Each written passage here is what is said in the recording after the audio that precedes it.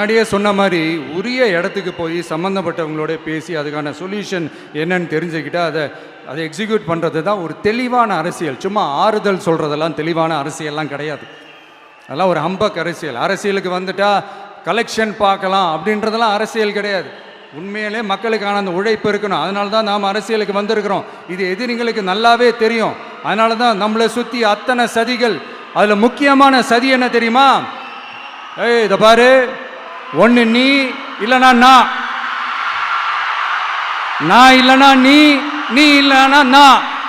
நமக்குள்ள வேற எவனும் நடுவில் வந்துடக்கூடாது. நாம 2 பேரால மட்டும்தான் மக்களை ஈஸியா ஏமாற்ற முடியும். இந்த விஜய் வந்ததுனால நமக்கு பொழப்பே போச்சு. மக்கள் வேற அவனை தான் நம்புறாங்க. நாம வெளியே அடிச்சுக்கிற மாதிரி அடிச்சுக்கிட்டாலும் உள்ள நம்மளுடைய டீலிங் பக்காவா இருக்கணும். மக்களோட ஃபீலிங்ஸை பற்றிலாம் நமக்கு கவலை இல்லை. நமக்கு டீலிங் தான் முக்கியம். மாற்றி மாற்றி ஆட்சிக்கு வந்துடலாம்னு நினச்சோம். ஆனால் அது நடக்காது போல் இருக்கு. அதனால நீ என்ன பண்ணுற? எஸ்ஓபின்னு போட்டு ஒரு பக்கம் அவனை தடுத்துரு, இன்னொரு பக்கம் அவன் மேலே பழி போட்டு நானும் தடுத்துடுறேன். என்ன ஓகேவா? டீலிங் ஓகேவா? ஓவர்.